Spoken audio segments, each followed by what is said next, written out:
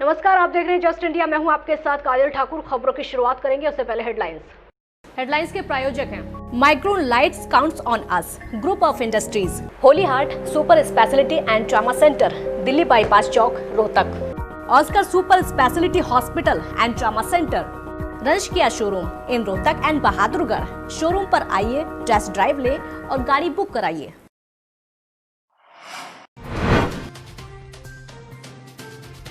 देश भर में 2.25 लाख हुए संक्रमित। हरियाणा में 3,000 को पार हो चुके कोरोना के आंकड़े। प्रदेश में मिले अब तक के सबसे ज्यादा मामले।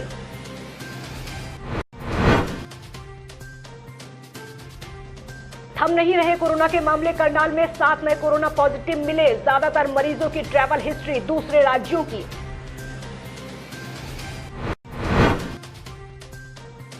बरवाला में सुरजेवाला ने बांटे मास्क और सैनिटाइजर। मोदी सरकार पर साधा निशाना। बोले लॉकडाउन के चलते देश में 2 लाख से ज्यादा हो चुके संक्रमित। और रोहतक में गोहाना अड्डे पर 2 युवकों को चाकू से गोदा। एक की मौत, एक हुआ घायल। शराब पीने को लेकर हुआ था विवाद।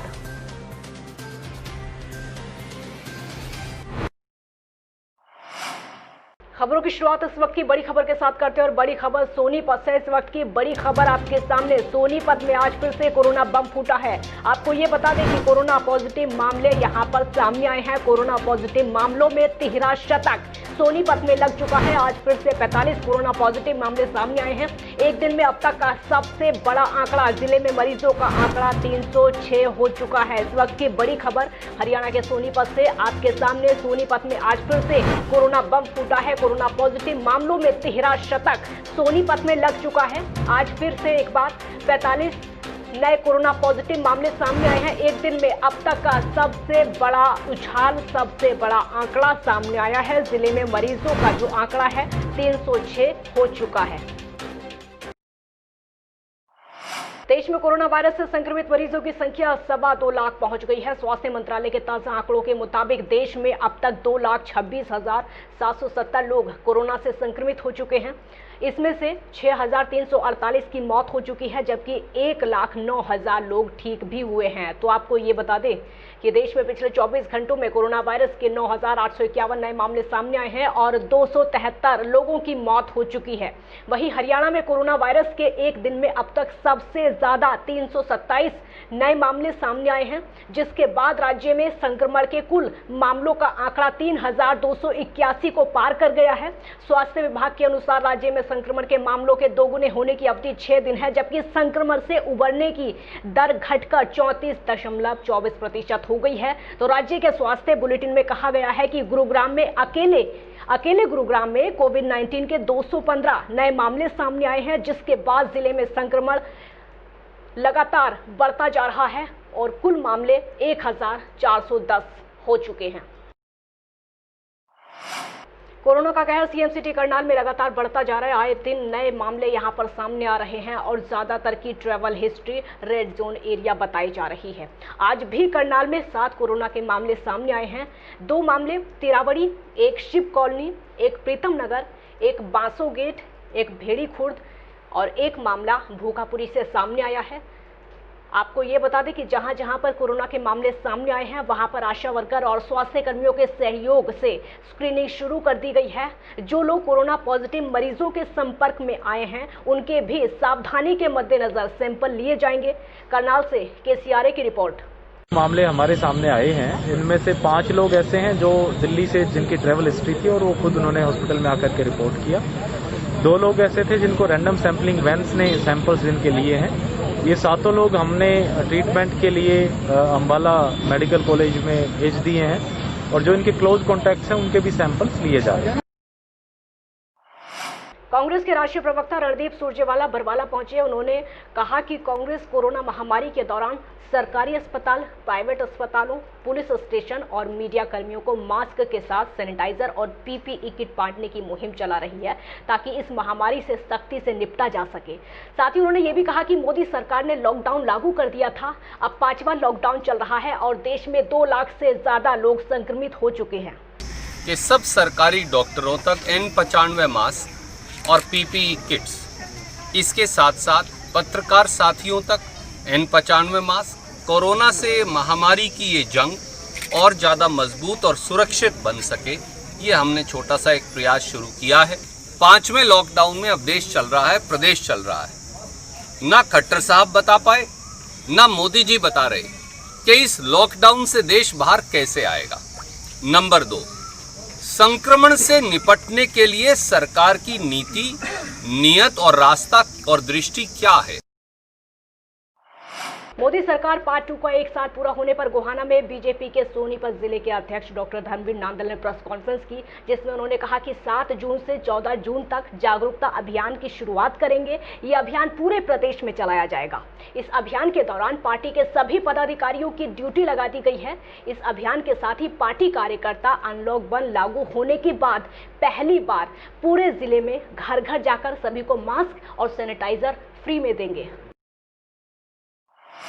यमुनानगर के अलग अलग इलाकों से ओवरलोड वाहनों के खिलाफ लगातार अभियान चलाया जा रहा है। अतिरिक्त उपायुक्त प्रतिभा चौधरी का कहना है कि उन्होंने केवल मई के महीने में 300 से ज़्यादा गाड़ियों को चेक किया, जिसमें 70 गाड़ियां ओवरलोडेड मिली। इनको इंपाउंड किया गया है और उन पर 43 लाख का जुर्माना लगाया गया है। 2000 प्रति टन के हिसाब से ओवरलोड से जुर्माना वसूला जाता है। साथ ही 20,000 का जुर्माना भी दिया गया।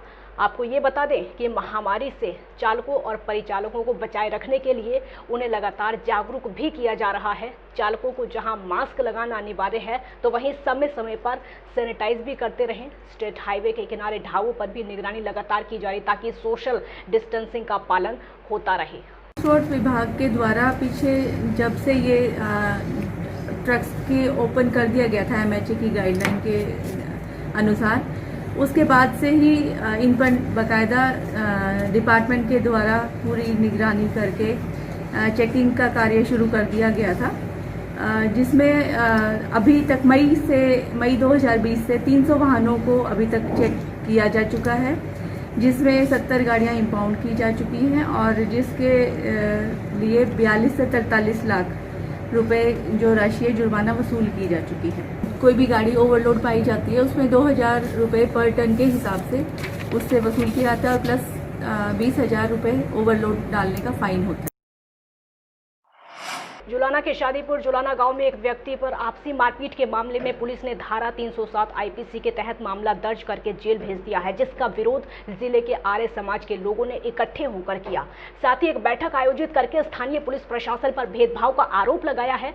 उनका गलत तरीके से आर्य समाजी पर धारा 307 के तहत मामला दर्ज करने का विरोध करके निष्पक्ष जाँच की मांग की गई है। साथ ही प्रशासन को चेतावनी भी दी गई है कि अगर केस की निष्पक्ष जाँच नहीं हुई तो आर्य समाज देश में जल्द ही बड़ा आंदोलन करेगा। स्पष्ट रूप से हम ये मांग कर रहे हैं कि DC साहब ने हमें आश्वस्त किया, 2-3 दिन पहले हमारा डेलीगेशन मिला, हमें विश्वास है कि वो जरूर न्याय करेंगे, किंतु अगर उसमें हमें 1% भी ये बाद में लगा कि हमारे साथ अन्याय हो रहा है, तो मैं यहाँ पर इस बात को स्पष्ट कर देना चाहता हूँ कि आर्य समाज का संगठन देश दुनिया में बहुत बड़ा संगठन है। आम आदमी के ऊपर होने वाले अत्याचारों के खिलाफ आवाज उठाते वो सब के सब लोग मिलकर इस युद्ध में शुरू होंगे। विश्व पर्यावरण दिवस के उपलक्ष्य में आज जुलाना के ब्रह्मावास के राजकीय महाविद्यालय के प्रांगण में अध्यापकों और सामाजिक कार्यकर्ताओं ने पौधारोपण किया और पर्यावरण को बेहतर बनाने का आह्वान किया।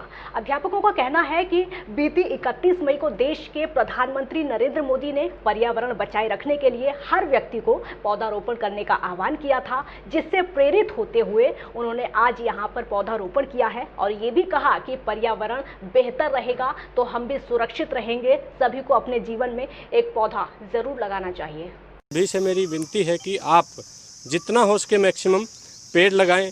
पर्यावरण दिवस चलो अच्छी बात है, विश्व मनाता है। मेरा मानना यह है कि हर दिन पर्यावरण दिवस है।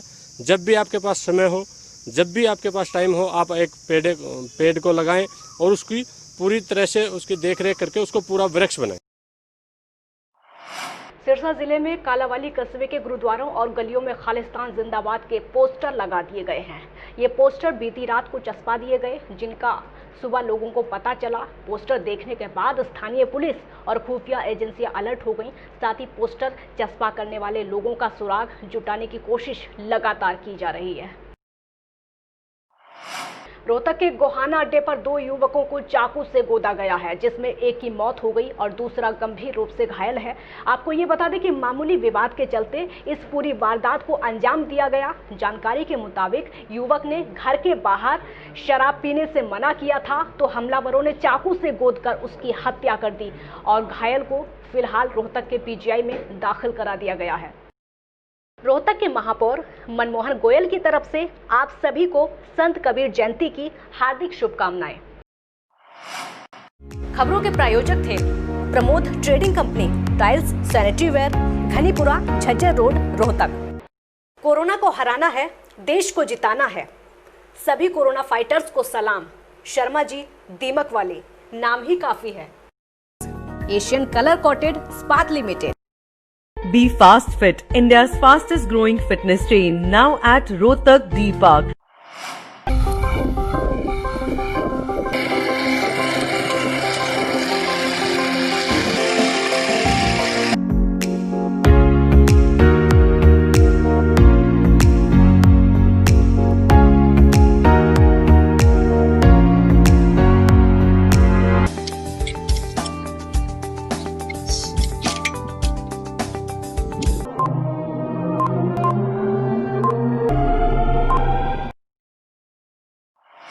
Holy Heart Super Speciality and Trauma Center. Modern healthcare facilities include cardiology and cardiothoracic surgeries, joint replacements, post-injury and trauma surgeries, orthopedic, laparoscopic and bariatric surgery, pulmonology, general medicine, gynecology, radiology, gastroenterology, nephrology. For more details, please contact Delhi Bypass Chowk, Vininagar, Rohtak.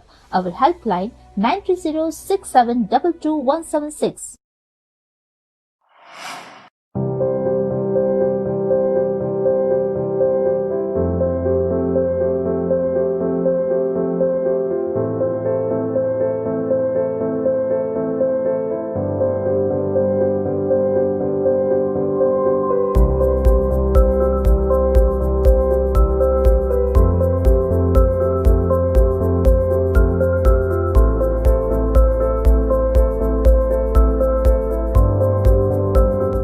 Offer का लाभ उठाने आइए IFV point Rohtak, Sonipat road, near railway crossing, Rohtak.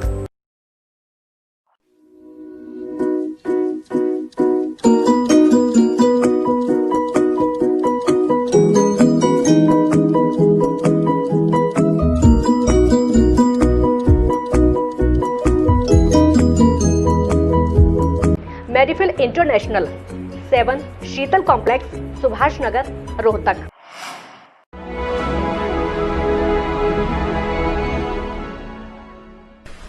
चाचा, आपने नया घर बनवाया है तो घर की छत पर कौन सी शीट लगवाई है?